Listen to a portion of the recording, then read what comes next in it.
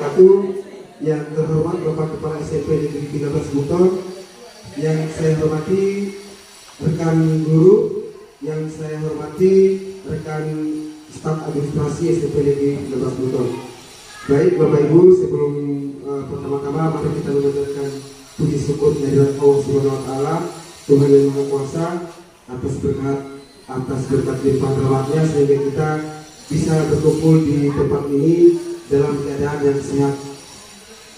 Baik, salam dan salam tak lupa pula kita selalu haturkan ke junjungan Nabi besar kita Nabi Muhammad SAW, karena beliaulah yang membawa kita dari alam kegelapan ke alam yang terang benderang. Baik Bapak Ibu, hari ini ada agenda dari dua rekan kita, calon guru penggerak Ibu Rosdiana dan Ibu Martiani. Mereka akan menyebarkan pemahaman setelah mengikuti modul 1. Pemahaman yang disebarkan yaitu budaya positif. Mungkin sebentar akan ada hal-hal yang akan kontras dengan pemikiran kita, yang biasanya kita tidak boleh lakukan, ternyata di mereka boleh lakukan. Yang tidak boleh dilakukan selama ini kita lakukan. Ya, itu di modul 1 budaya positif kalau tidak salah. Budaya-budaya positif yang kita terapkan di SMP Negeri di sekolah kita ini. Baik. Baik. Ya, demikian untuk mengefisienkan waktu saya mempersilakan rekan guru Ibu Rosdiana untuk memberikan materinya.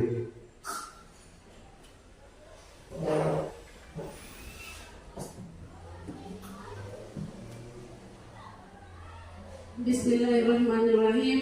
Assalamualaikum warahmatullahi wabarakatuh. Kepada yang terhormat Bapak Kepala Sekolah SMP Negeri 13 Buton dan Bapak Ibu guru hebat yang sempat hadir dan meluangkan waktunya untuk hadir dalam kegiatan berbagi praktik. Di sini saya dan rekan saya Pak Ode Mardiani akan berbagi praktik tentang menyebarkan pemahaman tentang budaya positif. Oke, Bapak Ibu guru masih semangat ya? Oke, mungkin bisa dilihat langsung dari slide yang saya tampilkan di sini. Di sini apakah Bapak Ibu setuju bila ada 4 poin di situ pernyataan tentang yang pertama itu pemberian hukuman dapat mendisiplinkan siswa. Mungkin bisa angkat tangan yang setuju dan tidak. Oke, lanjut ya. Pemberian hadiah meningkatkan prestasi siswa. Coba bisa angkat tangan yang setuju dan tidak. Yang ketiga, guru harus mampu memberikan solusi untuk setiap siswa yang bermasalah. Bagaimana? Setuju. Yang poin keempat, guru berperan sebagai teman bagi siswa. Tidak.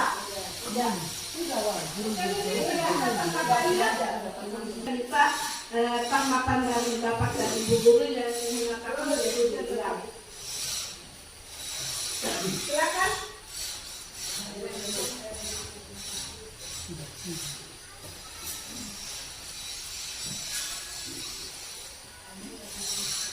Bismillahirrahmanirrahim. Assalamualaikum warahmatullahi wabarakatuh.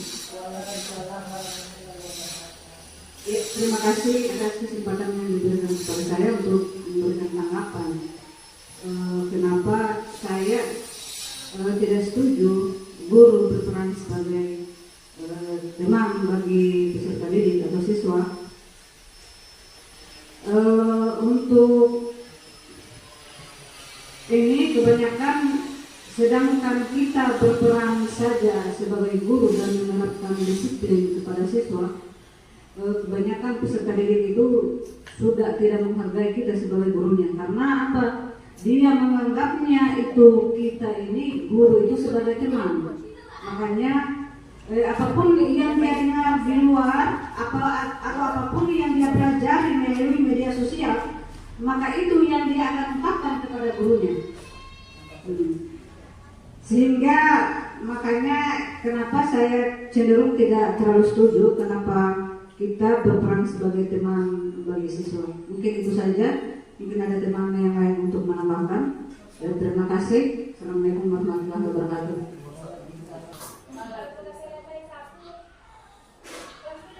Terima kasih atas tanggapan dari Ibu Rosmida. Mungkin ada teman yang lain mau menanggapi lagi? Oke.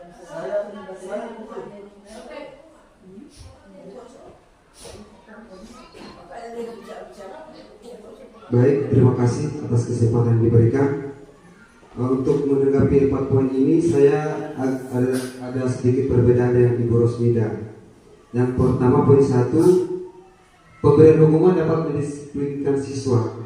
Kalau menurut saya tidak setuju. Mengapa saya tidak setuju? Pengalaman kita yang sudah kita lakukan di sekolah ini, pemberian hukuman seperti apa? Sudah semua kita berikan. Tapi efek jerah itu tidak ada. Malah itu siswa akan menjadi-jadi. Malah siswa itu ketika kita pukulan sudah kebal, dipukul lagi itu dia sudah tidak kebal sama sekali. Dia sudah kebal sama sekali. Mau dimana dalam bentuk apapun dia sudah tidak ini sama sekali. Jadi mungkin alangkah bagusnya hukuman itu lebih diganti. Jangan hukuman secara verbal, baik fisik maupun verbal. Iya, hukuman yang mendidik lah, seperti itu.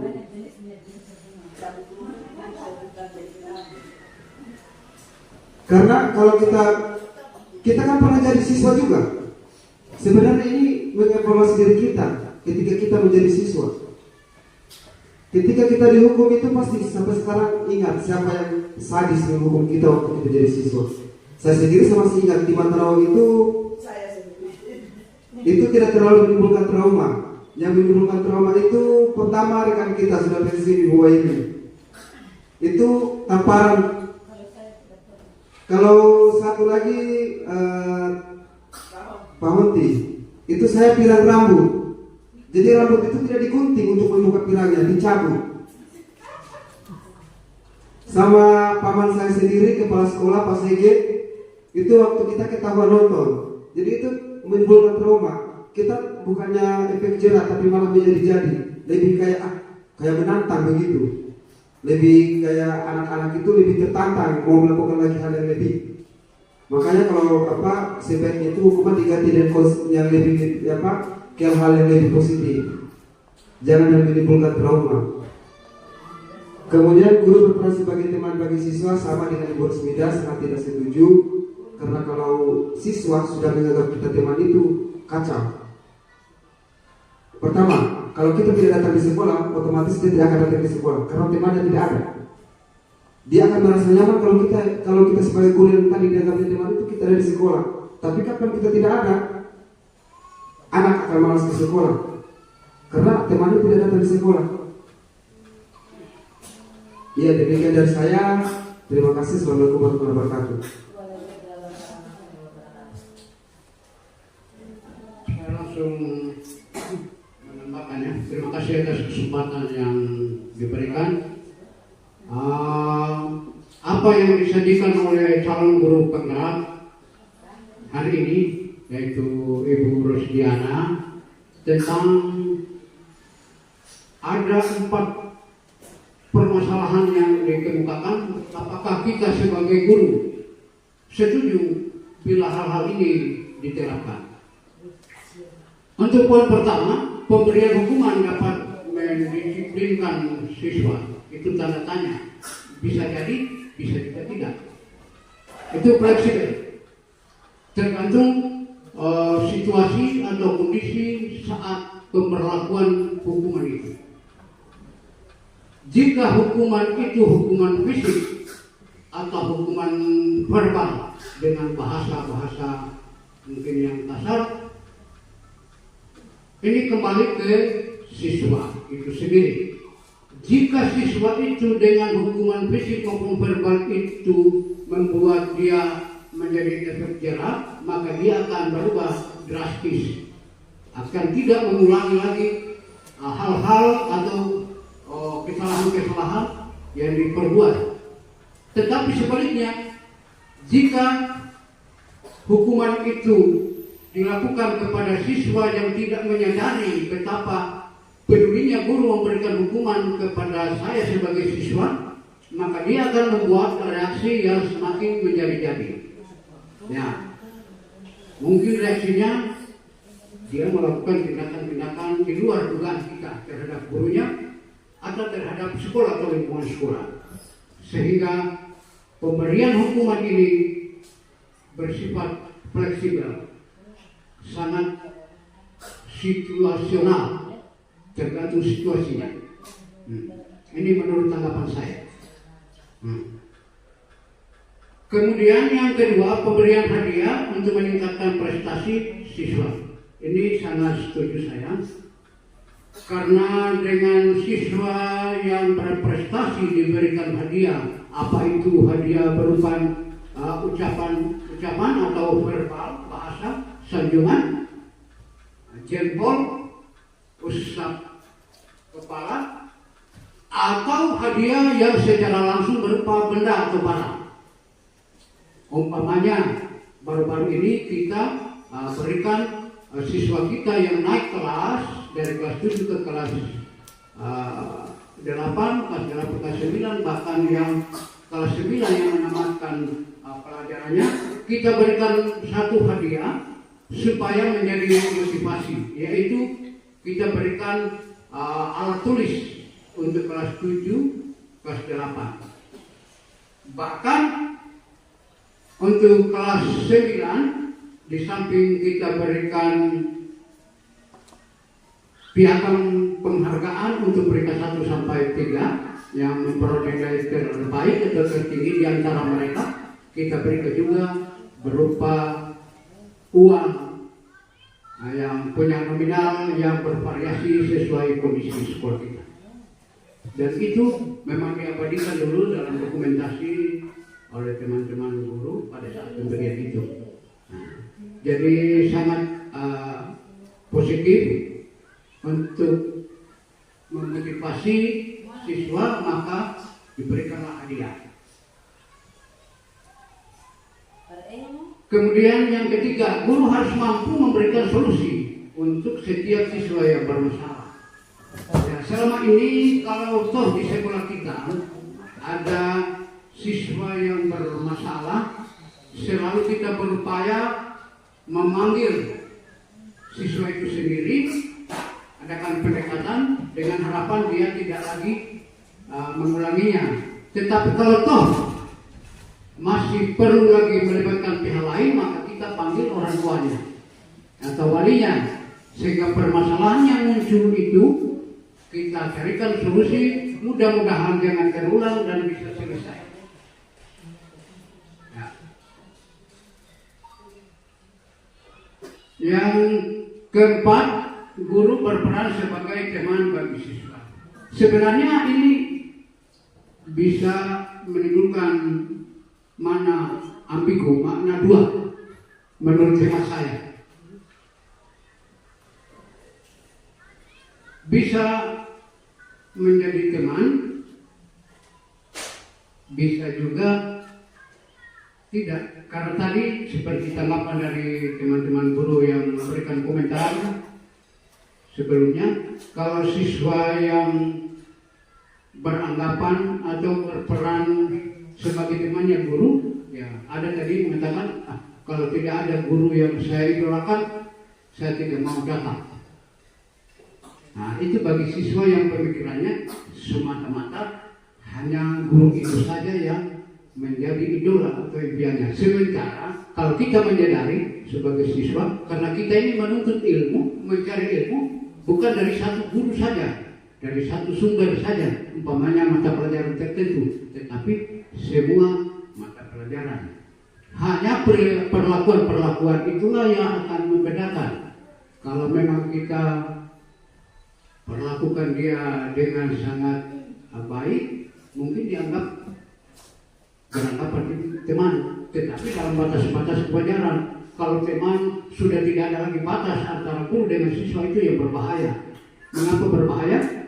Saya ambil contoh umpamanya, kalau siswa yang menganggap guru sebagai teman, oke, kalau gurunya adalah pria atau laki-laki, sementara siswanya lawan jenis atau perempuan, itu yang berbahaya. Akan menimbulkan satu dugaan-dugaan atau kecurigaan-kecurigaan yang bisa mengarah ke hal yang negatif. Tetapi kalau seandainya antara guru dengan siswa itu bersamaan jenisnya, ya tidak seberapa. Tapi jangan sampai berlawanan jenis, kemudian ada oknum guru juga yang sifatnya di luar dugaan. Nah, ini seperti kita tonton di layar kaca di televisi, banyak guru yang berlaku tidak senonoh terhadap siswanya karena mungkin adanya kedekatan seperti itu disalah artikan, disalah gunakan. Tetapi kalau dalam batas-batas yang wajar, ya mengapa tidak? Guru menganggap siswa sebagai teman, siswa juga menganggap guru sebagai teman dalam hal-hal, dalam batas-batas atau koridor yang wajar. Tetapi kalau sudah melampaui, itu yang dikhawatirkan seperti yang saya sebutkan tadi. Itu saja tanggapan dari saya kepada penyaji materi. Mudah-mudahan mana yang baik menurut analisisnya itu yang bisa diambil, dijadikan rujukan. Yang tidak sesuai dengan bisa dilepas atau digunakan. Demikian tanggapan saya. Saya ingin mengucapkan wassalamualaikum warahmatullahi wabarakatuh.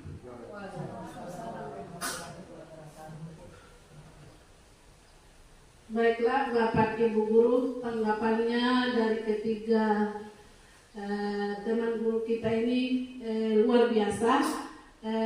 Seru sekali tentang kita membahas tentang budaya positif ini, apalagi ini untuk penerapan ke depan untuk sekolah kita.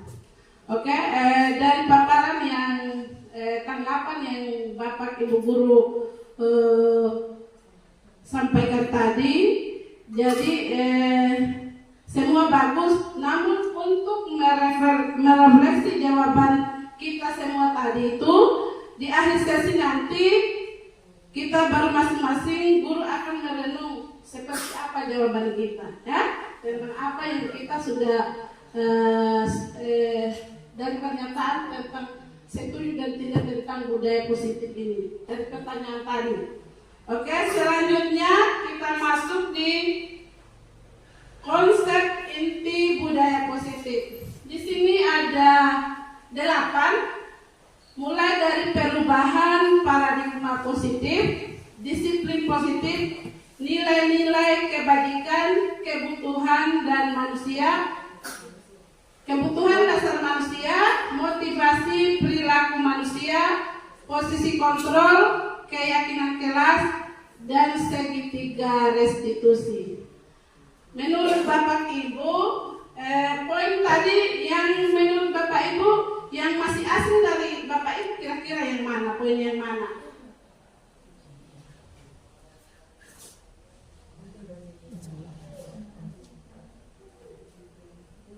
Segitiga apa tadi? Segitiga restitusi ya? Oke. Memang betul ini poin yang semua poin yang kita baca tadi itu mungkin sudah pernah kita lakukan, tapi namanya saja yang kita tidak tahu ya. Betul, segitiga restitusi. Oke, lanjut. Masuk di pembelajaran dengan paradigma baru. Oke, sebelumnya itu kita pernah dengar pembelajaran paradigma lama. Kira-kira Bapak Ibu pembelajaran paradigma lama itu seperti apa Bapak Ibu? Proses pembelajaran yang berpusat pada guru. Oke, betul. Proses pembelajaran yang berpusat pada guru. Oke, mungkin contoh yang konkret atau ada Bapak Guru yang tanggapannya atau pengalamannya yang tentang paradigma lama ini, yang berpusat pada guru. Yang berpusat pada guru itu ketika guru memberikan masuk di kelas. Contohnya, ketika guru masuk di kelas, dari mulai pembelajaran sampai selesai guru yang bicara di depan. Oke, monoton. Metode yang digunakan metode ceramah. Siswa tidak diberi kesempatan untuk mengeksplor dirinya. Betul sekali ya. Mungkin ada yang tanggapan yang lain? Oke. Sekarang kita masuk di pembelajaran dengan paradigma baru. Jadi pembelajaran paradigma baru ini berkaitan dengan pembelajaran yang berpusat pada peserta didik, atau dikatakan dengan pembelajaran berdiferensiasi. Ya. Jadi pembelajaran dengan paradigma baru merupakan pembelajaran yang dirancang berdasarkan prinsip pembelajaran berdiferensiasi, sehingga peserta didik belajar sesuai kebutuhannya berdasarkan tahap perkembangan sesuai teori psikologi modern dengan mewujudkan profil pelajar Pancasila. Oke. Mungkin kita lihat dari pembelajaran yang berpusat pada peserta didik ini sesuai dengan perwujudan dari profil pelajar Pancasila yang ada berapa dimensi? Ada 6 ya. Oke. Yang pertama itu beriman, bertakwa kepada Tuhan Yang Maha Esa dan berakhlak mulia. Mungkin contoh yang kita lihat di sekolah kita ini, kita sudah tanamkan salah satunya biasa di dalam setiap kita melakukan kegiatan apel, kita selalu membudayakan mereka dengan melakukan berdoa. Ya, mungkin itu akhlak yang kita bisa dapat dari situ, berakhlak mulia. Oke, kemudian ada berbineka global, berbinekaan global. Oke, lanjut bergotong royong. Yang dimaksud bergotong royong di sini, di stempelnya kita juga ini, di sekolahnya kita ini, kita sudah melakukan yang namanya selalu bergotong royong. Salah satu yang kita biasa lakukan dengan mengadakan Jumat bersih ya. Selalu bergotong royong bersama-sama membersihkan yang namanya lingkungan sekolah kita. Oke, lanjut. Kreatif. Oke, di sini mungkin kalau dikatakan kreatif, setiap peserta didiknya kita ini selalunya menumbuhkan yang semangat, yaitu kreatif. Salah satu yang kita biasa contohkan dari mereka mungkin dengan tentang tugas maupun diskusi kelompok yang membuat dalam hal tentang tugas yang selalu dilakukan yang terpampang mungkin di dalam lingkungan di dalam ruangan ini. Salah satunya adalah tugas tentang ini kreativitasnya, salah satunya dari prakarya atau seni budaya ini ya. Mungkin yang bisa kita lihat di papan di dalam ruangan ini. Oke, lanjut. Ada mandiri juga. Mandiri ini selalunya setiap peserta didik selalu kita pusatkan untuk selalu melakukan pembiasaan. Dalam hal salah satunya kita selalu mengajak mereka untuk selalu tampil di depan. Ya? Jadi muncul ada yang namanya rasa percaya dirinya. Jadi itu ya. Kemudian terakhir bernalar kritis. Oke, lanjut. Oke, sekarang kita main game dulu ya. Ini ada cobalah buka. Ini Anda dan teman Anda akan melakukan kegiatan cobalah buka. Anda adalah A. Tugas Anda adalah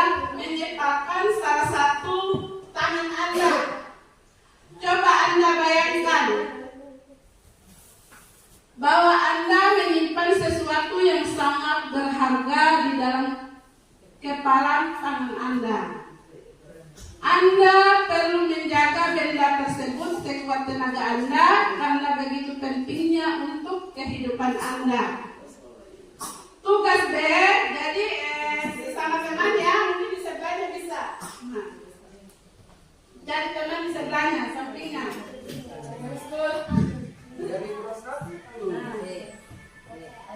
Jadi tugas B, mencoba dengan segala cara untuk membuka kepalan tangan Anda.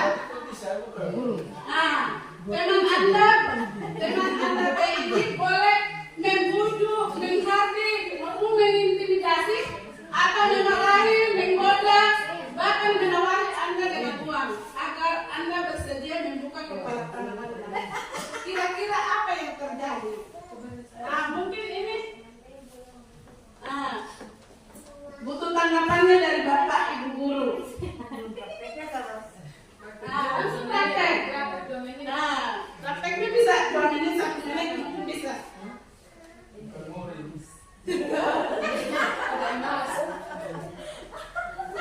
Oke, mungkin ada tanggapannya dari Bapak Ibu Guru.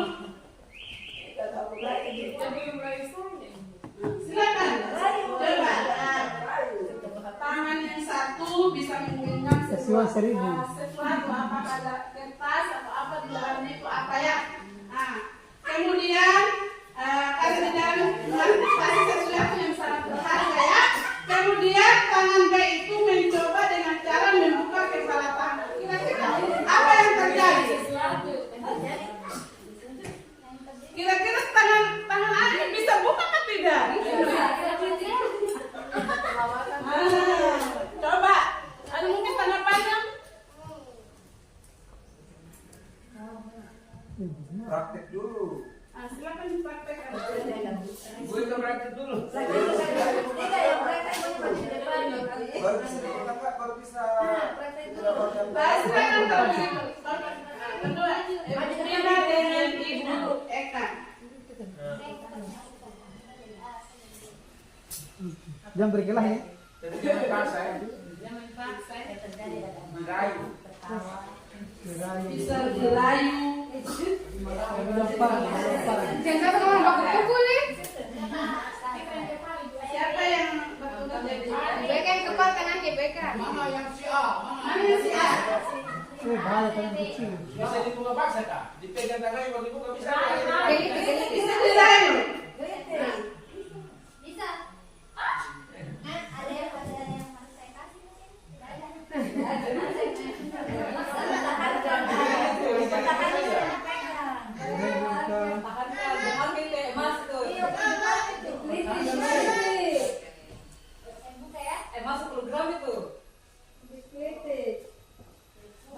Kalau saya paling gampang itu. Kalau saya gampang.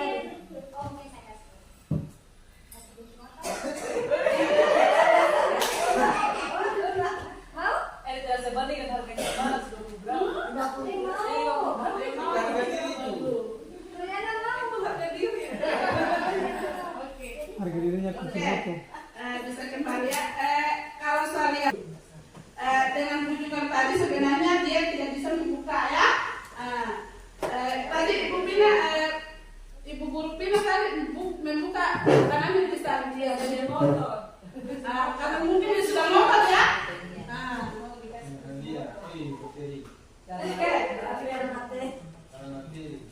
Mungkin karena materi makanya dibuka. Tapi sebenarnya kalau bukan memang kalau dilihat dari dari tugas B tadi biar membujuk, menghadir, mengintimidasi, memarahi maupun menggoda memang tidak bisa. Menurut Ibu Guru tadi itu dasar dari mananya? Dari dalam diri atau dari orang lain? Jawab sendiri.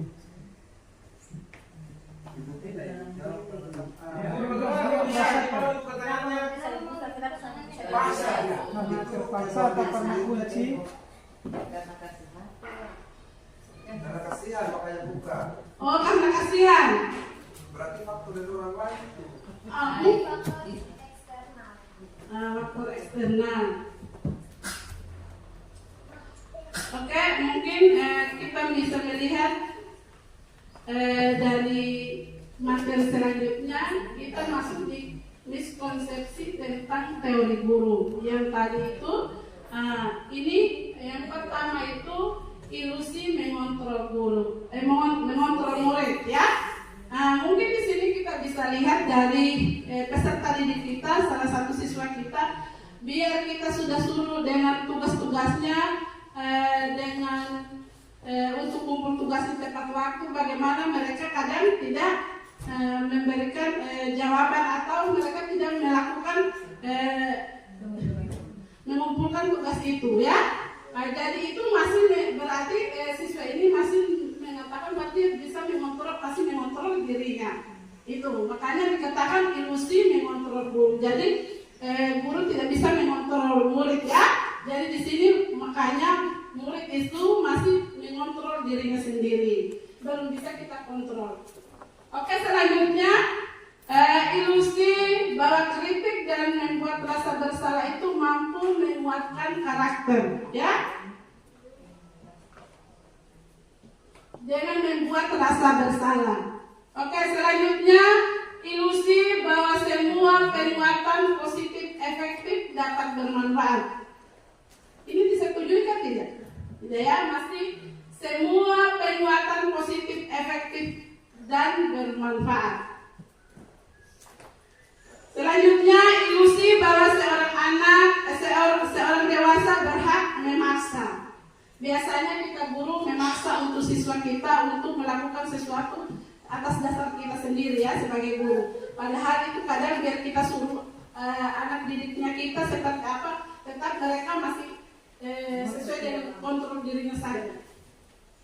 Oke, mungkin kita bisa lihat dengan mengubah paradigma stimulus respon ke pendekatan teori kontrol. Di sini ada stimulus respon dan teori kontrol. Realita atau kebutuhan kita sama, tapi teori kontrolnya di sini realita atau kebutuhan kita berbeda.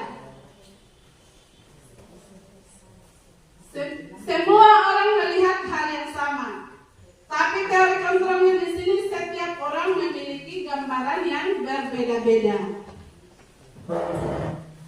Oke, lanjut. Kita mencoba mengubah orang agar berpandangan sama dengan kita. Teori kontrolnya di sini kita berusaha memahami pandangan orang lain tentang dunia. Selanjutnya, perilaku buruk dilihat sebagai suatu kesalahan. Teori kontrolnya semua perilaku memiliki tujuan. Orang lain bisa mengontrol saya, hanya teori kontrolnya hanya Anda yang bisa mengontrol diri Anda. Saya bisa mengontrol orang lain, Anda tidak bisa mengontrol orang lain. Pemaksaan ada pada saat tujuan gagal. Teori kontrolnya kolaborasi dan konsensus menciptakan pilihan-pilihan baru. Model berpikir menang dan kalah. Teori kontrolnya model berpikir menang. Itu menurut paradigma ya. Selanjutnya kita masuk di budaya positif. Oke, Bapak Ibu guru, menurut pandangan Anda seperti apa sih budaya positif itu? Mungkin ada tanggapan dari teman-teman. Gambaran tentang budaya positif itu seperti apa, Bapak Ibu guru?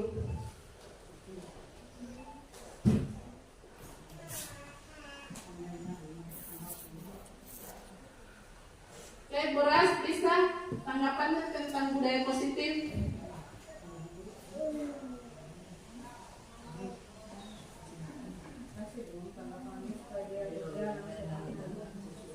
Oke, silakan. Iya baik, terima kasih. Menurut saya budaya positif itu adalah kebiasaan. Budaya kan kebiasaan, kata dasarnya. Kebiasaan perilaku yang kita lakukan sesuai dengan keyakinan kita. Mungkin seperti itu saja, Bu. Oke, betul sekali teman. Terima kasih atas tanggapannya Ibu Marfiani tentang budaya positif. Oke, jadi budaya positif di sini budaya positif di sini adalah perwujudan dari nilai-nilai atau keyakinan universal yang diterapkan di sekolah. Ya, mungkin kita bisa lihat kembali ini disiplin positif. Disiplin berasal dari kata disiplina yang artinya belajar. Disiplin mengacu pada disiplin diri yang memiliki tanggung jawab terhadap apa yang dilakukannya berdasarkan nilai-nilai yang diyakini.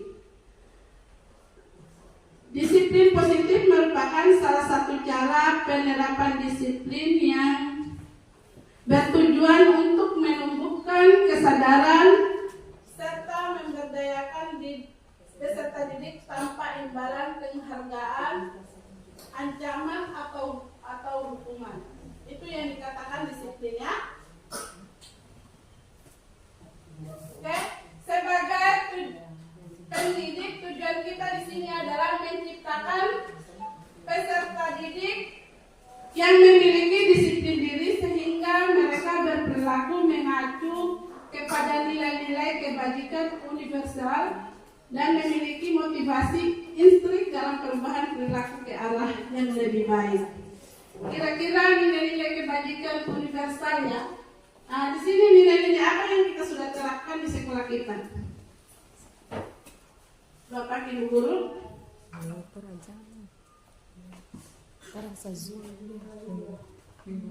Tentang disiplin positif ini.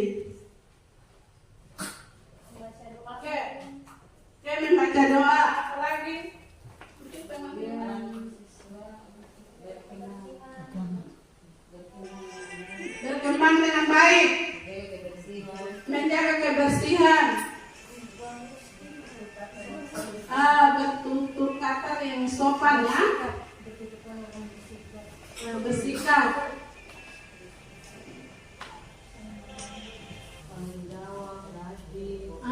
tanggung jawab, rajin. Saya kira nilai-nilai yang ada di sekolah kita ini sudah diterapkan. Mungkin tinggal penerapannya lebih maksimal lagi, ya. Oke. Jadi sebagai pendidik, tujuan kita ini untuk menciptakan peserta didik yang memiliki disiplin diri sehingga berperilaku mengacu pada nilai-nilai yang kita sebutkan tadi, ya. Oke. Mungkin kita bisa lihat di slide ini ada nilai-nilai kebajikan. Nilai yang disepakati bersama lepas dari suku bangsa, agama, bahasa maupun latar belakangnya. Oke, ini contoh nilai kebajikan institusi atau organisasi. Profil pelajar Pancasila itu ada beriman, bertakwa kepada Tuhan Yang Maha Esa, berakhlak mulia, berbinekaan global, gotong royong, mandiri, kreatif, dan bernalar kritis. Oke, lanjut mungkin di sini ada program PYP. Di sini ada toleransi, rasa hormat, integritas, mandiri, menghargai, antusias, empati, keingintahuan, kreativitas, kerjasama, percaya diri, dan komitmen. Kemudian contoh nilai kebajikan dari keterampilan hidup: dapat dipercaya, lurus hati, pendengar yang aktif, tidak merendahkan orang lain, dan memberikan yang terbaik dari diri. Itulah nilai-nilai kebajikan. Lanjut, kebutuhan dasar manusia. Kebutuhan manusia adalah segala sesuatu yang dibutuhkan oleh manusia untuk mempertahankan keseimbangan kondisi fisiologi dan psikologi psikologis yang bertujuan untuk mempertahankan kehidupan dan kesehatan. Oke? Nah, ada 5 kebutuhan dasar manusia. Nah, yang pertama bertahan hidup. Oke, bertahan hidup di sini mungkin kita bisa contohkan dari makanan, pakaian, tempat tinggal, keamanan dan kesehatan. Oke, kalau kita lihat dari 5 dasar kebutuhan manusia ini tentang bertahan hidup, kalau dilihat dari peserta didiknya kita tentang keamanannya, di sekolah ini wajib kita. Oke, tentang keamanannya. Oke, lanjut. Kasih sayang dan rasa diterima. Rasa diterima, dipedulikan, berbagi, bekerjasama dan menjadi bagian dari kelompok. Jadi peserta didiknya kita butuh yang namanya kasih sayang dan rasa diterima. Oke, penguasaan.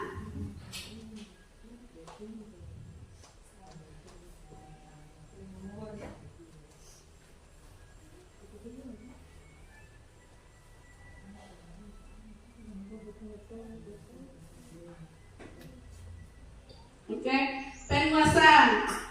Di sini harga diri, keinginan untuk dianggap memimpin, berprestasi, diakui dan didengar. Jadi penguasaan kalau dari segi peserta didik kita butuh yang namanya tentang kita sebagai guru harus memberikan pengetahuan yang lebih tentang materi yang kita ajarkan. Oke, lanjut. Kebebasan. Kebebasan, mandiri, memiliki pilihan, mencoba hal baru dan mampu mengendalikan arah dirinya. Itu yang terakhir tentang kesenangan.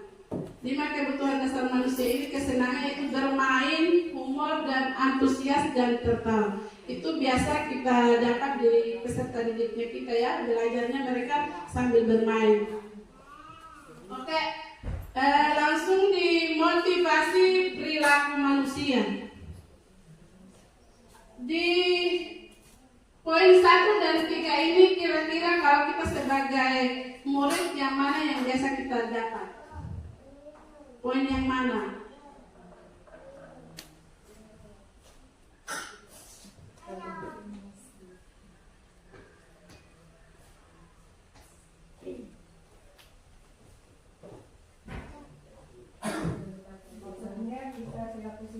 Ya, selaku siswa, misalkan kita selaku siswa. Kira-kira ada 3 poin ini motivasi perilaku manusia ini yang biasa didapat siswa yang mana biasanya? Poin ada 3 poin ini. Kebanyakan sih di poin 1 Ya, betul.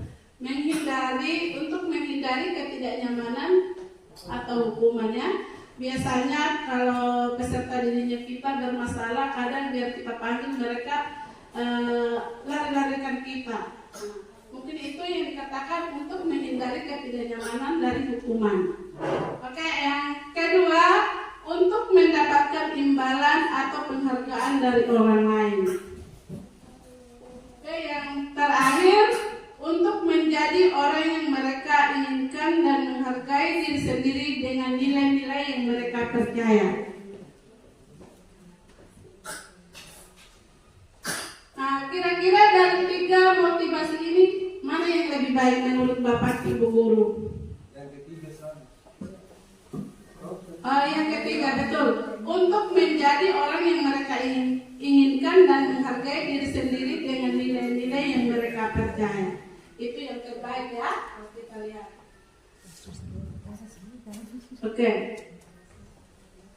Oke, lanjut di teori motivasi perilaku manusia.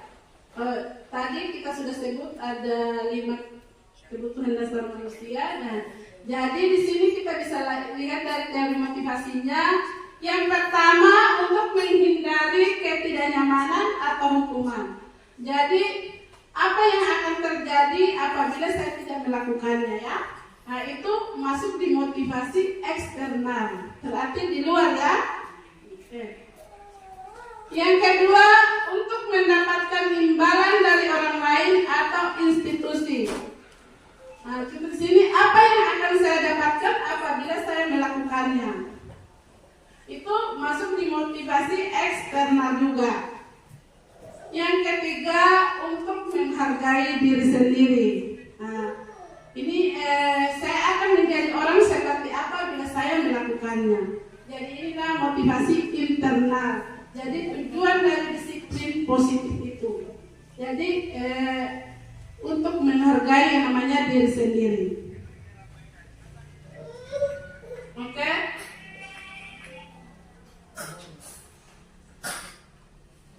Oke, langsung lanjut di konsep disiplin dengan identitas gagal. Oke, hukuman. Nah, hukuman tadi kita sudah sebut ada kata hukuman. Jadi di sini kita bisa melihat hukuman itu bisa menyakitkan ya. Kemudian ada tidak nyaman, murid takut, kemudian memaksa, kemudian murid menyembunyikan kesalahan, dan murid menjadi rendah diri. Kalau kita itu adalah konsep disiplin identitas gagal. Oke, sekarang penghargaan. Kalau penghargaan tidak efektif, kemudian merusak hubungan, ada sifat iri. Yang ketiga, mematikan kreativitas. Yang keempat, menghukum dengan sistem ranking dan merampas hak menghargai dirinya. Itulah konsep identitas gagal. Sekarang masuk di konsep disiplin dengan identitas sukses. Nah, di sini ada konsekuensi dan restitusi. Kalau konsekuensi di sini penguatannya jangka pendek ya. Kemudian perlu monitoring berkelanjutan. Kemudian ada respon atau stimulus, murid menghormati peraturan dan kehilangan waktu untuk merenungi kesalahan. Itu konsep disiplin identitas sukses pada konsekuensi. Selanjutnya restitusi. Di sini identitas suksesnya murid bertanggung jawab untuk perilakunya. Fokus pada pemecahan masalah jangka panjang dan murid menghormati diri dan orang lain. Teori kontrol, dirinya masih memegang kontrol dan murid bersemangat memperbaiki kesalahan. Itulah konsep disiplin identitas sukses dan gagal tadi.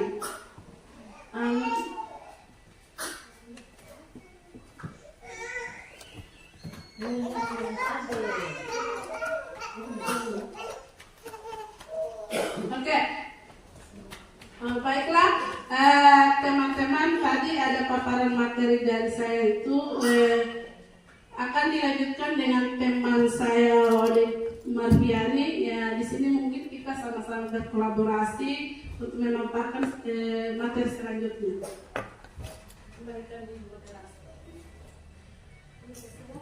Rekan-rekan guru, kepala sekolah yang saya hormati, demikian tadi presentasi materi dari rekan kita CGP atas nama Ibu Rosdiana. Materi yang cukup bagus, yang tadinya kita pikir hubungan itu bisa menimbulkan efek jerah, tapi ternyata tidak, malah menimbulkan menyakitkan, menimbulkan trauma buat anak dan segala macam. Kemudian hukuman sebaiknya diganti dengan konsekuensi. Kemudian untuk penghargaan itu sebaiknya diganti dengan restitusi, seperti itu. Ya, memang kalau penghargaan itu pasti akan ada timbul iri terhadap sesama teman. Seperti itu. Disaksikan langsung oleh teman kita CGP juga, Ibu Marfiani, dipersilakan.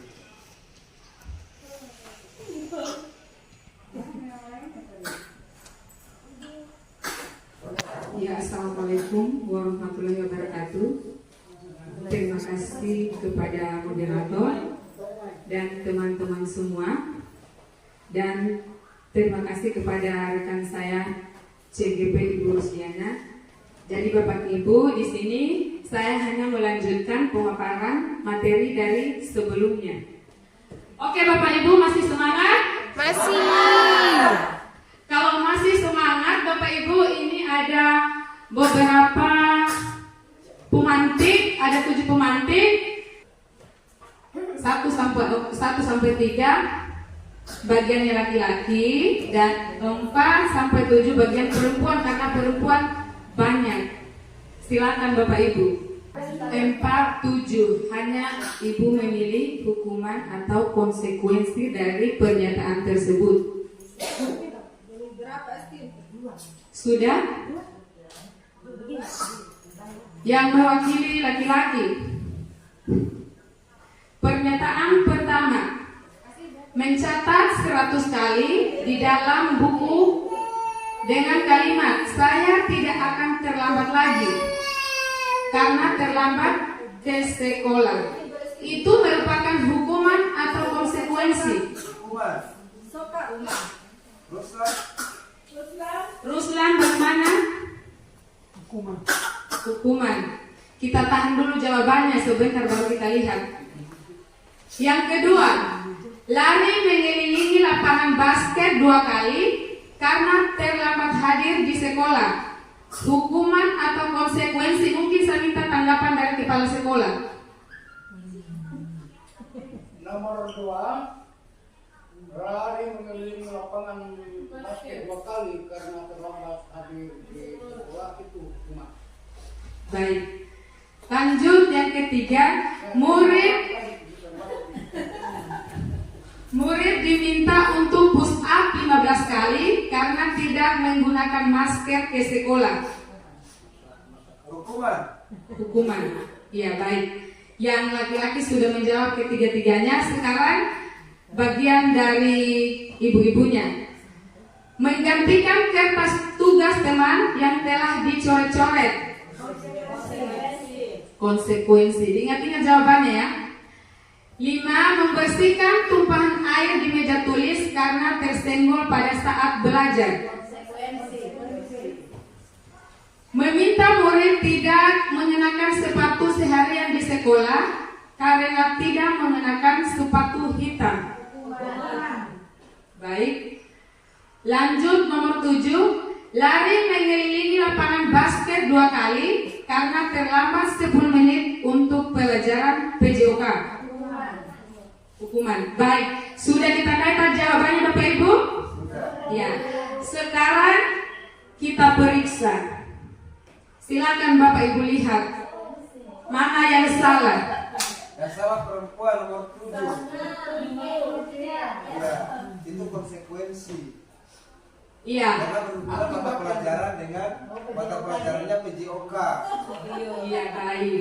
Jadi nomor 7 itu kalau di pelajaran PJOK kalau hanya mengelilingi lapangan 2 kali itu karena terlambat 10 menit itu hal yang wajar. Itu sama halnya karena kayak pemanasan. Baik Bapak Ibu, kita lanjut. Di budaya positif ada 5 posisi kontrol guru. Yang pertama itu guru sebagai penghukum. Kedua, pembuat merasa bersalah. Ketiga, sebagai teman. Keempat, sebagai pemantau. Dan yang kelima, sebagai manajer.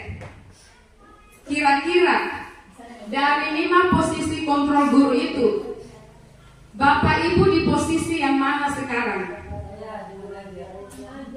Manajer. Sekarang saya lagi belajar ke posisi manajer.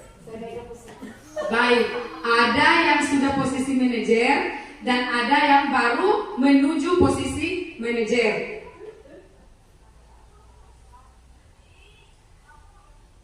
Contoh penerapan 5 posisi kontrol dengan kasus siswa tidak memakai atribut lengkap saat upacara bendera.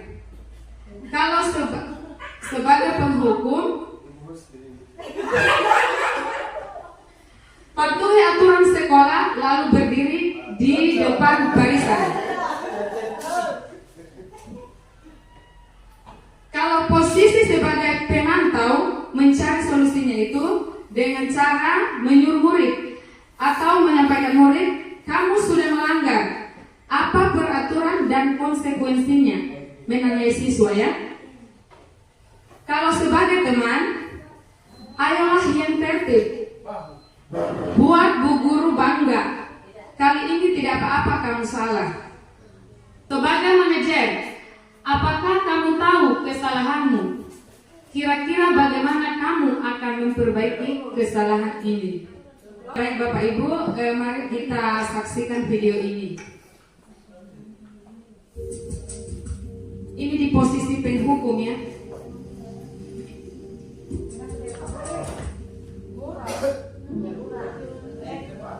Nan, sini kamu. Selamat pagi Bu. Selalu terlambat. Kamu deh, pasti terlambat. Maaf Bu, saya Apa? Apa coba? Alasan kamu apa lagi? Kapan sih kamu tidak terlambat? Malas sekali ya kamu jadi anak.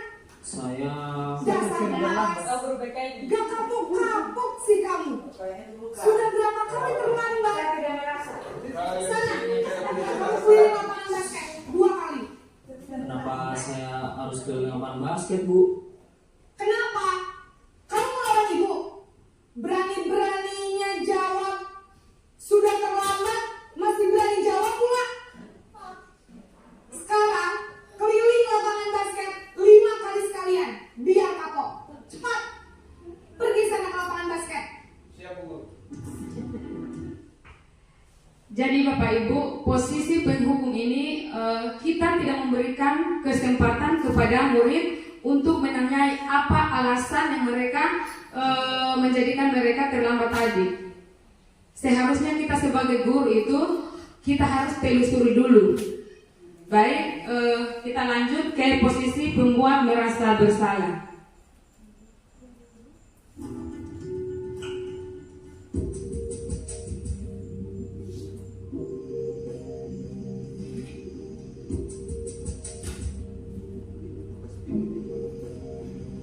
Nan,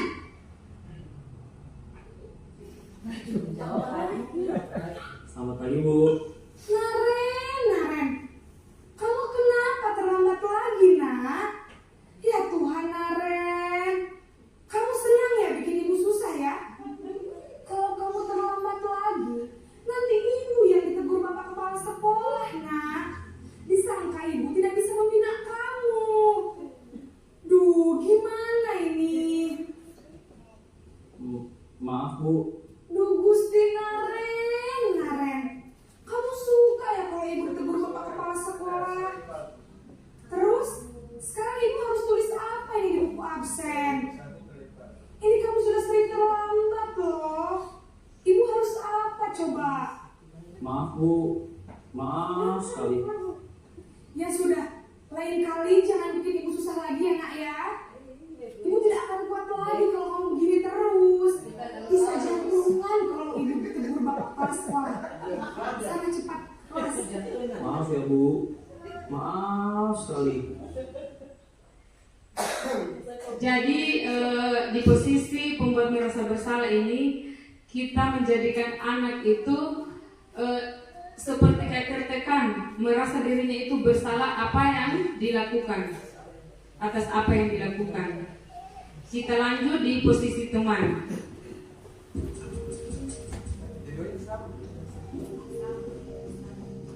Isinya berbeda.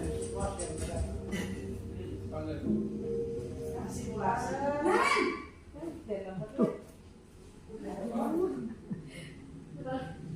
Selamat pagi Bu. wah, sudah jam berapa ini nak? Terlambat lagi ya sayang. Iya Bu. Habis Ibu saya udah membangunkan saya, Bu. Kamu malah menyalahkan ibu kamu. Kamu bukannya anak yang larinya paling kencang. Kok terlambat sih? Iya, Bu. Saya memang terlambat bangun tadi. Jadi biarpun saya lari kencang, tetap gak kekejar, Bu. Ya sudah sana. Nanti lain kali larinya lebih kencang lagi ya. Biar gak terlambat lagi. Bikin seneng ibu. Demi ibu. Bisa kan? Bisa, Bu. Ya sudah sana masuk kelas. Ibu beresin urusan absen kamu. Kamu ini ada-ada saja.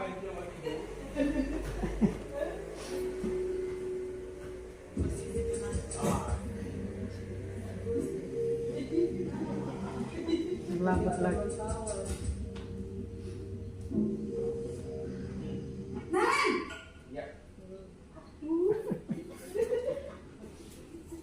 Selamat pagi, Bu.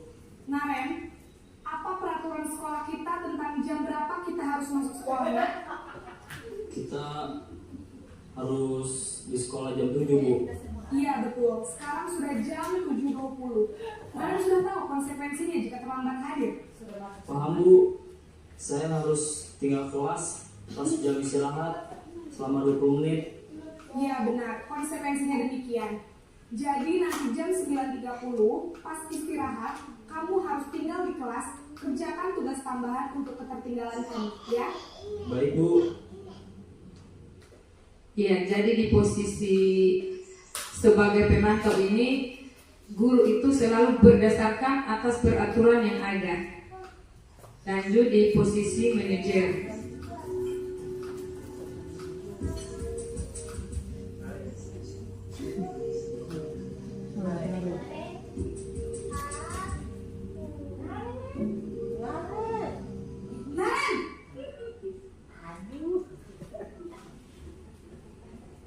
Selamat pagi, Bu. Selamat pagi, Naren. Maaf, Bu. Saya terlambat. Iya, sekolah masuknya jam 7, sekarang sudah jam 7.20. Jadi sekarang bagaimana nih, Naren? Maaf, Bu. Saya lupa setel alarm saya semalam. Baiklah, menurut kamu, keyakinan sekolah yang mana yang perlu kamu tingkatkan? Menghargai diri sendiri dan orang lain mungkin, ya, Bu. Setuju. Jadi, apakah Naren meyakini prinsip saling menghormati tersebut? Iya, Bu. Saya meyakininya. Apakah Naren bersedia memperbaiki masalah keterlambatan ini? Bersedia, Bu. Bagaimana kamu akan perbaiki masalah keterlambatan ini? Saya akan coba untuk tidak lupa menyetel alarm saya, Bu. Baik, kalau Naren lupa menyetel alarm di rumah, ada orang yang kira-kira bisa bantu mengingatkan tidak? Ada, Bu. Kakak saya, Kak Emma. Ada lagi selain Kak Emma? Selain Kak Emma, ada ibu saya. Baik, jadi yang mengingatkan Naren adalah Kak Emma dan ibu kamu ya? Kira-kira akan mulai setel alarm kapan nih, Naren? Setelah pulang sekolah, akan segera saya lakukan. Baik, jadi Naren akan setel alarm untuk bangun besok pagi dan akan diingatkan oleh kakak dan ibunda Naren ya. Ada lagi yang mungkin perlu dilakukan, Naren, agar tidak terlambat bangun lagi? Tidak ada, Bu. Baik. Ya, baik Bapak Ibu, itulah tadi tayangan video dari 5 posisi kontrol guru. Kira-kira dari tayangan tadi, posisi kontrol guru yang mana yang siswa itu merasa nyaman?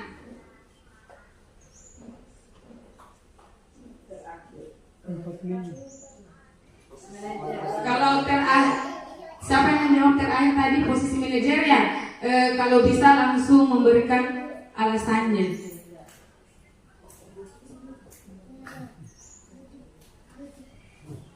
Ayo, Yun. Ya, baik, terima kasih. Dari 5 cuplikan video yang menggambarkan tentang posisi kontrol guru, yang menurut saya yang membuat peserta didik nyaman itu posisi kontrol sebagai manajer. Mengapa? Karena di posisi kontrol manajer itu, siswa menyadari sendiri apa kesalahannya, kemudian siswa sadar keyakinan kelas yang sudah ditetapkan di sekolah, dia sudah tahu bahwa keyakinan mana yang dilanggar, kemudian siswa juga bisa berusaha untuk memperbaiki apa yang sudah dilanggarnya. Demikian dari saya, terima kasih.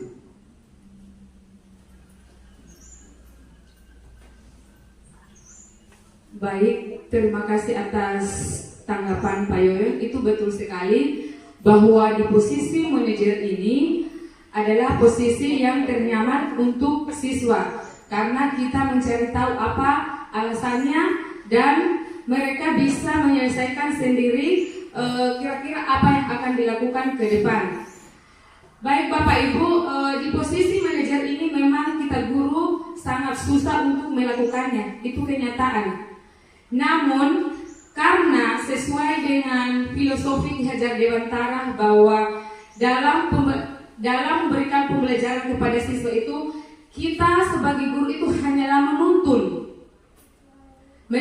tujuannya agar bagaimana siswa itu bisa nyaman belajar di kelas maupun berada di lingkungan sekolah. Olehnya itu, marilah kita semua, walaupun mungkin merasa agak berat, tapi kita harus mencari kenyamanan siswa. Maka posisi manajer ini kita harus berusaha untuk melakukannya. Bapak Ibu setuju dengan hal itu? Setuju. Baik, mulai dari hari ini mungkin kita akan berusaha sebagai posisi manajer tadi. Lanjut di budaya positif berikutnya mengenai keyakinan kelas. Mungkin Bapak Ibu pernah dengar tentang keyakinan kelas ini, mungkin baru juga, tapi biasanya kalau di kelas, kesepakatan kelas itu sebenarnya sama saja, hanya penamaannya. Kesepakatan kelas itu berasal dari pernyataan-pernyataan yang menurut keyakinan murid-murid yang kita mintai untuk kesepakatan kelas itu, namun disepakati bersama oleh semua siswa juga guru kalau di kelas. Baik Bapak Ibu, ada pertanyaan di sini, mengapa keyakinan kelas? Mengapa tidak peraturan kelas saja? Kira-kira bisa ada yang memberikan tanggapan? Mengapa keyakinan kelas atau kesepakatan kelas bukan peraturan kelas saja?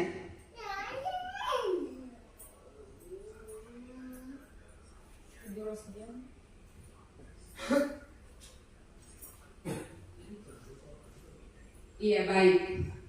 Mungkin di sini saya jelaskan sedikit. Atau begini ya, Bu. Kita lihat di pernyataan ini, mengapa kita memiliki peraturan tentang menggunakan helm pada saat mengendarai kendaraan roda 2 atau motor. Alasannya itu apa? Karena peraturan atau karena keyakinan kita menggunakan helm itu untuk apa? Bapak Ibu menggunakan helm itu karena mentaati aturan atau karena untuk apa Ibu? Keselamatan. Untuk keselamatan. Kedua, mengapa kita memiliki peraturan tentang menggunakan masker dan mencuci tangan setiap saat? Ini penggunaan masker ini mungkin waktu corona kemarin, COVID ya. Itu tujuannya apa? Ya. Mungkin dari jawaban Bapak Ibu sudah terlintas, kenapa bukan peraturan kelas tapi keyakinan kelas?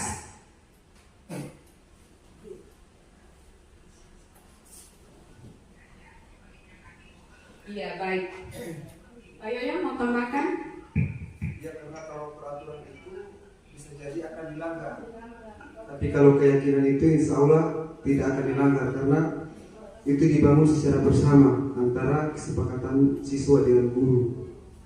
Kalau peraturan itu biasanya sepihak, belum tentu sekalipun kayak penggunaan helm, tapi itu peraturan. Tapi kalau kita tidak ada keyakinan untuk keselamatan, banyak orang yang tidak pakai helm waktu berkendara motor. Sekalipun tidak ada peraturan, kalau kita ada keyakinan bahwa helm ini bisa menyelamatkan saya, pasti kita akan memakai helm, sekalipun tidak ada aturan untuk memakai helm.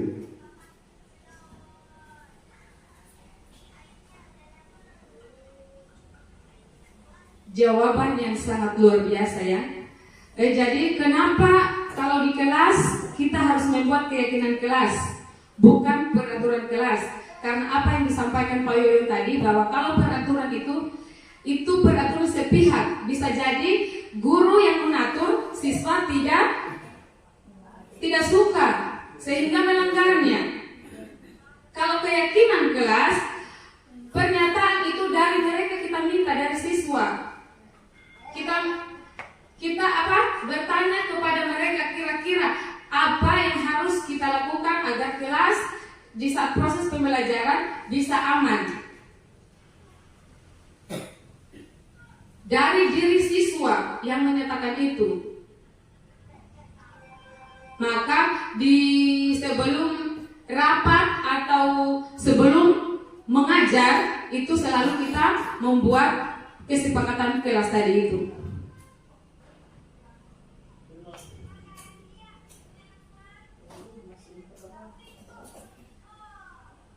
Bagaimana pembentukan keyakinan kelas? Yang pertama, lebih abstrak daripada peraturan. Maksudnya ini lebih nyata dari peraturan. Kalau peraturan kan banyak poin-poinnya secara umum.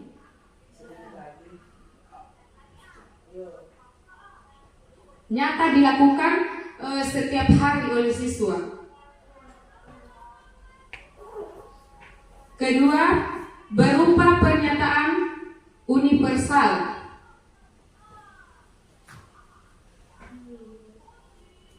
Ketiga, dibuat dalam bentuk positif. Maksudnya kalimat-kalimat itu dalam bentuk positif. Misal, jangan membuang sampah di tempatnya. Kita gunakan kalimat positifnya seperti apa kira-kira? Iya, baik. Kalimat positifnya itu buanglah sampah pada tempatnya. Selanjutnya, sedikit saja biar mudah diingat. Berarti kesepakatan kelas itu dibuat mungkin 1-4 poin lah, agar siswa juga mudah mengingatnya. Lanjut, dapat diterapkan di kelas. Iya, dapat diterapkan di kelas. Kemudian semua warga kelas hendaknya ikut berkontribusi dalam pembuatan keyakinan kelas. Maksudnya ini, bahwa kesepakatan kelas tadi itu harus semua siswa itu kita menanyakan apa yang harus kita buat, peraturan apa yang harus kita buat di kelas itu tadi. Tidak hanya sepihak, tidak hanya ketua kelas saja, karena ketua kelas mungkin bisa memberi pernyataan, tapi kita harus melibatkan semua peserta didik. Bersedia meninjau kembali keyakinan kelas dari waktu ke waktu. Ini maksudnya setelah kesepakatan kelas yang kita buat di kelas, kita setiap masuk itu harus meninjaunya, mengontrol. Jangan sampai setelah kelas itu membuat kesepakatan kelas, ada salah satu siswa melanggar dari keyakinan kelas yang mereka buat, maka kita sampaikan lagi untuk mengingat keyakinan kelas yang telah dibuat. Dikasih penguatannya baik.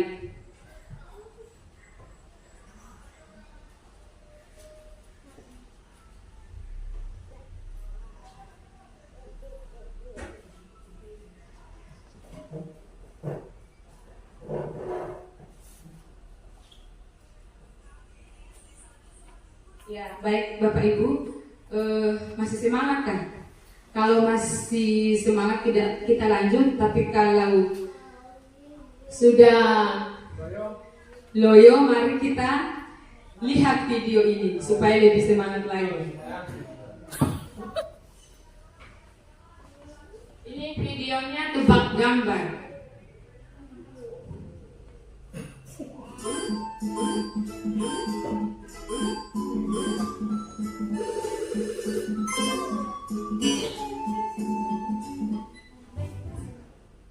Kuda.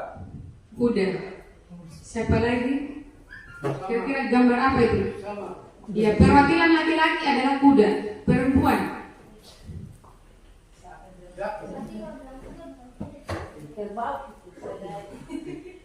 Kuda, kerbau, keledai.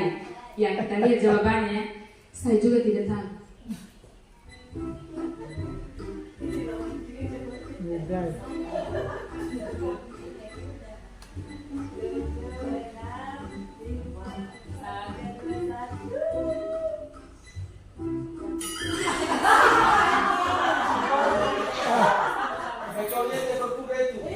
Ada 3 itu. Anjing, kuda.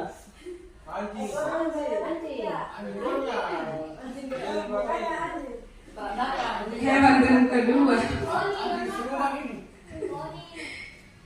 Ya baik, kita lanjut lagi, masih ada. Anjing berkuda.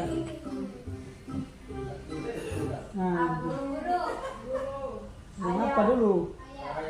Ayam buru. Burung merpati. Burung merpati campur ayam.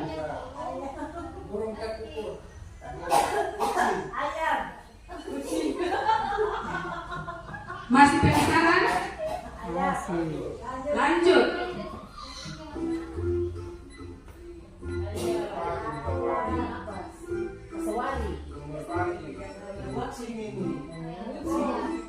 Ayam campur merpati.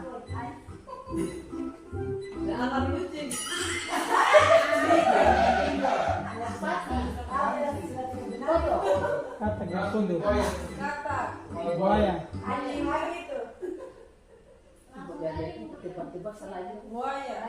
Seru kalau menebak. Jawab. Sembuh.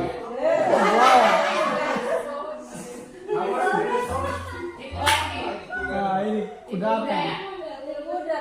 Kuda apa dulu? Oke.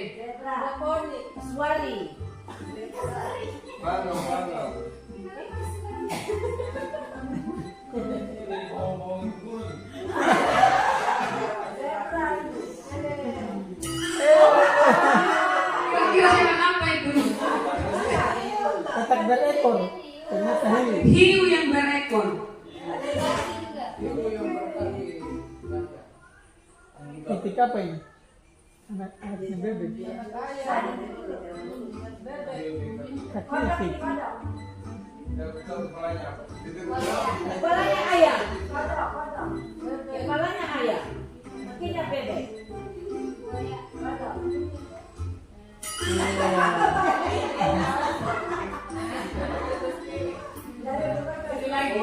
Babi. Apa ini? Apa? Ayam. Bukan. Gorila, kebuang gorila. Beruang. Itu kepalanya. Buaya. Iya baik. Kalau mungkin terlalu banyak ya, jadi kita lanjut. Nanti dulu supaya tidak mengantuk. Itu ayam. Anu laut. Pinguin. Pinguin apa dulu?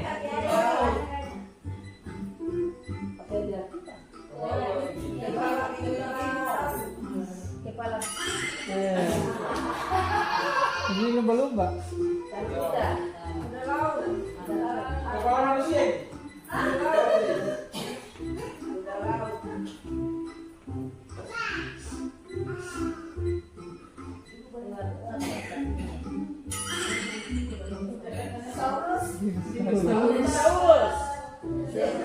Zebra apa dulu? Kepalanya. Kepala kambing.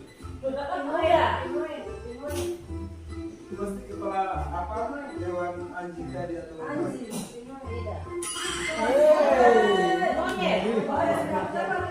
Monkey. Koala.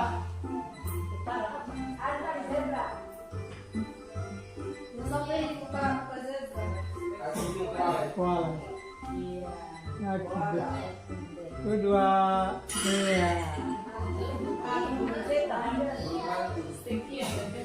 kita dibobong supaya mengaturnya hilang. Baik Bapak Ibu, dari tayangan video tadi, ice breaking tadi, kira-kira pemateri itu tujuannya apa menayangkan video tadi itu?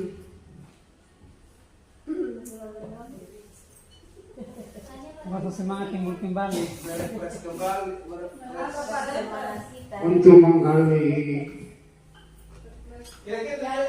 potensi dari peserta didik tentang menebak hewan apa yang sesungguhnya kalau dikelihatan secara utuh. Ada kesimpulannya dibohongi. Ada lagi yang berhubungan dengan penyelesaian persoalan mungkin yang terjadi terhadap anak-anak kita. Itu bocorannya. Belum tentu Apa yang kita lihat? apa yang Sesuai dengan realitas. belum tentu hubungannya misalnya kisahnya anak. Jadi sesuai dengan tayangan video tadi, belum tentu ketika anak melakukan kayak terlambat dan segala macam itu, kita guru harus selidiki. Jangan sampai ada sesuatu yang terjadi yang membuat anak itu terlambat. Mungkin kita pikirnya negatif, ternyata positif. Seperti itu. Sama dengan siapa tadi itu kelas Anissa Sari, setiap sampai kata terlambat kita menelusuri ada apa di balik itu semua, sehingga kita tidak boleh menjustis dia orang yang pemalas atau terlambat atau barangkali di rumahnya dia punya problem yang kita tidak ketahui. Nah, olehnya itu melalui balik kelas, menelusuri itu supaya bisa kita cari solusi. Terima kasih. Ya baik, terima kasih atas tanggapan Pak Yoyon sama kepala sekolah. Itulah tujuan tadi saya sebagai pemapar materi menayangkan video tadi itu. Hubungannya dengan disiplin budaya positif ini, restitusi, kita melakukan restitusi itu, guru itu harus berada di posisi manajer. Bapak Ibu pernah dengar restitusi? Karena saya sendiri nanti ikut CGP baru saya tahu, baru saya dengar restitusi. Mungkin Bapak Ibu sudah pernah mendengar sebelumnya. Kalau yang sudah pernah mendengar, silakan memberikan tanggapan sedikit mengenai apa itu restitusi. Ibu Eka mungkin.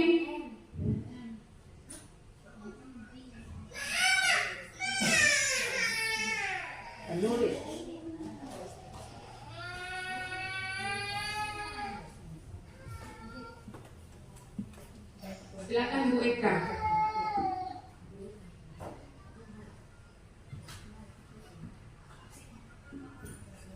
Ya, kalau istilah restitusi juga saya baru tahu di PMM. Jadi restitusi itu kurang lebihnya mirip-mirip dengan hukuman, tapi ada feedback yang diberikan seperti itu. Kalau menurut KBBI itu restitusi adalah ganti rugi. Jadi kalau misalkan implikasi pada perilaku anak, berarti kira-kira apa konsekuensi yang dia harus dapatkan dari perilakunya yang salah itu. Seperti itu mungkin. Ya, terima kasih.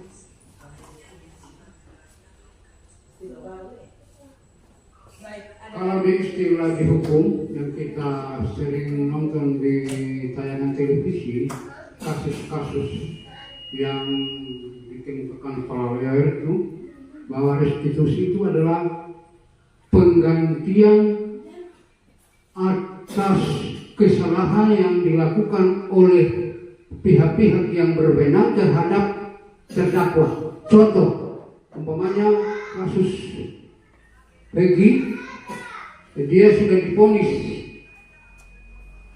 hukuman sekian tahun, bahkan hukuman mati, tetapi setelah ada PK, peninjauan kembali tentang kasus itu, ternyata dia tidak bersalah dan dibebaskan. Maka pihak-pihak yang berwenang melakukan itu maka melakukan restitusi, yaitu dalam hal ini Polda Metro Polda Jawa Barat.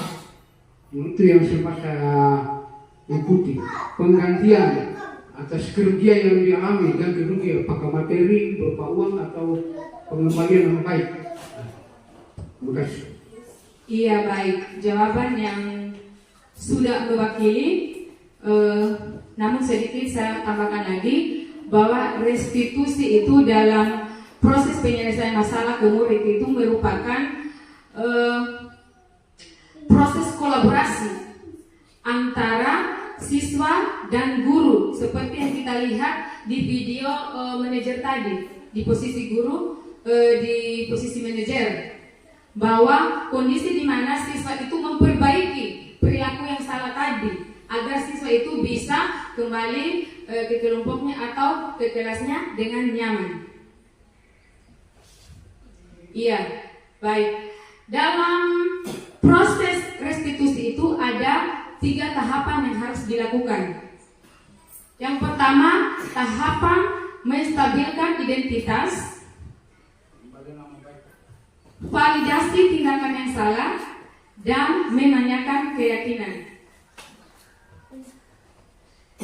Dalam menstabilkan identitas, ada beberapa pertanyaan yang kita perlu sampaikan di siswa itu ketika kita memproses masalahnya. Yang pertama, berbuat salah itu wajar.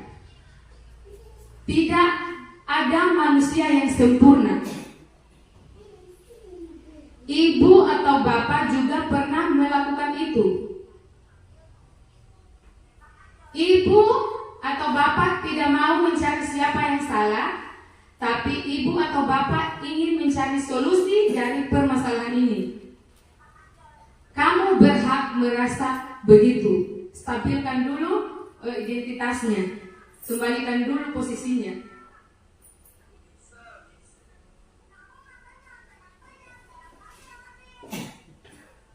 Tahapan berikutnya, validasi tindakan yang salah dengan memberikan pertanyaan atau pernyataan.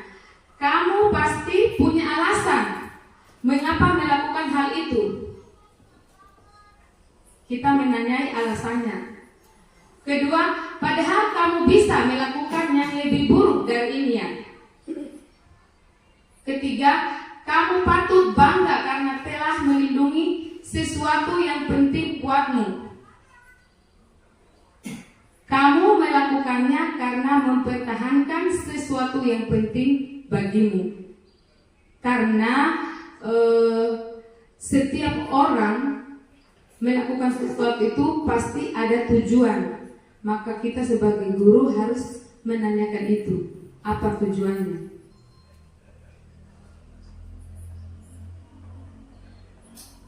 Tahap berikutnya, menanyakan keyakinan. Pertanyaan yang bisa diajukan itu, apa keyakinan kelas kita? Keyakinan yang telah kita buat. Nilai-nilai apa yang telah disepakati bersama? Seperti apa gambaran sebuah kelas yang ideal menurut kamu? Kamu ingin menjadi orang seperti apa? Di sini, di menanyakan keyakinan ini bisa juga mungkin kita tanyakan, kira-kira setelah masalah ini apa yang kamu buat ke depannya?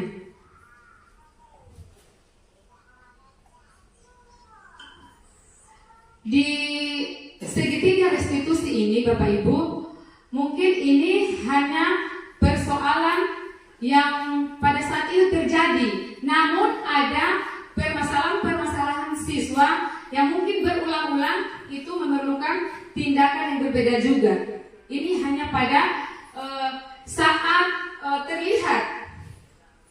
Karena kapan sudah diulang-ulang, bukan proses restitusi lagi. Ada tahapan-tahapan, mungkin tahapan dari BK ke kepala sekolah karena siswanya sudah berulang melakukan, atau ada kasus besar lah.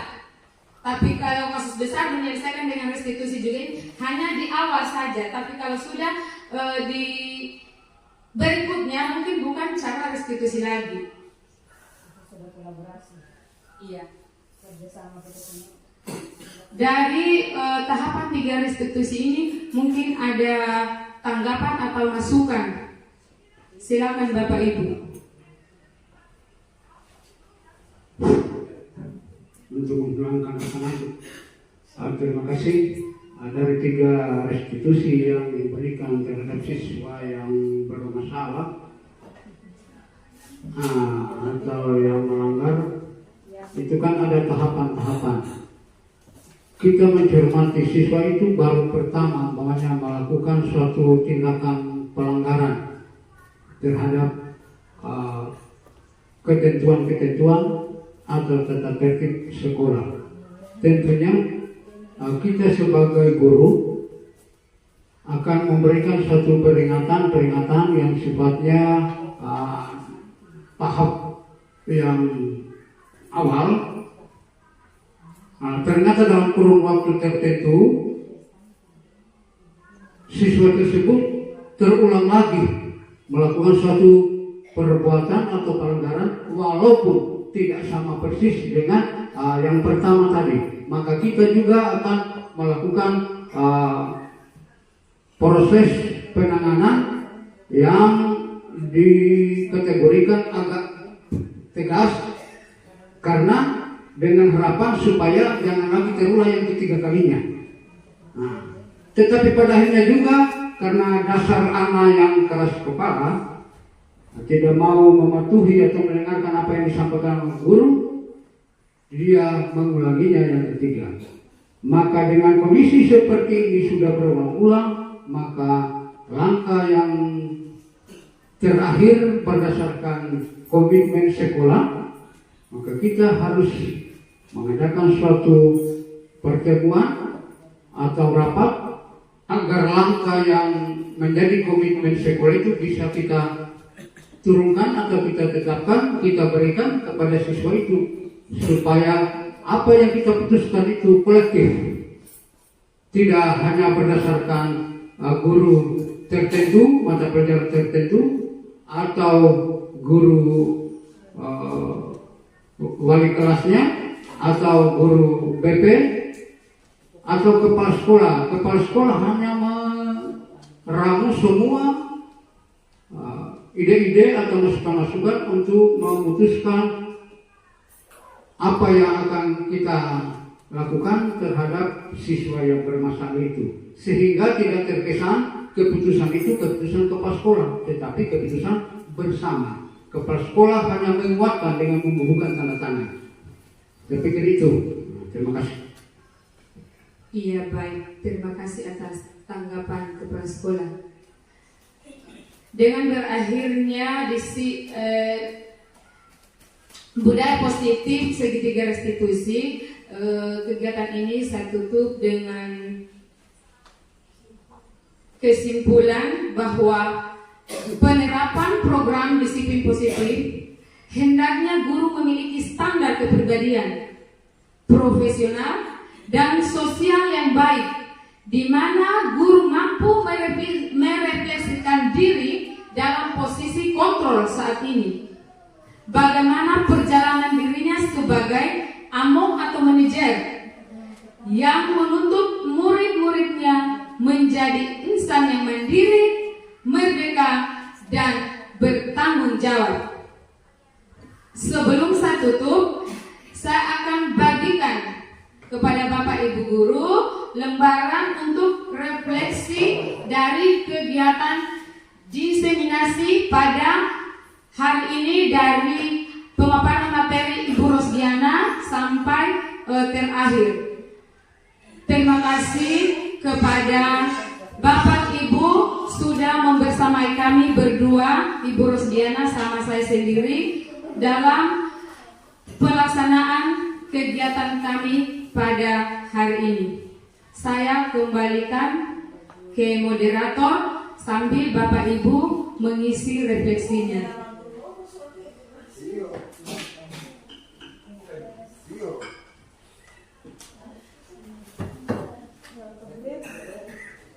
Baik, terima kasih Bapak Ibu.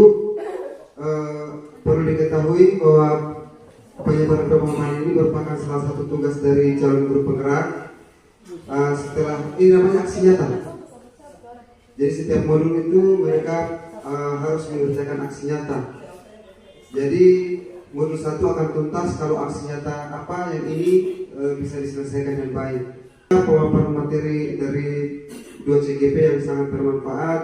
Semoga apa yang mereka paparkan kepada kita hari ini dapat bermanfaat bagi diri kita sendiri sebagai guru khususnya, dan untuk kebaikan kita, sekolah kita pada umumnya.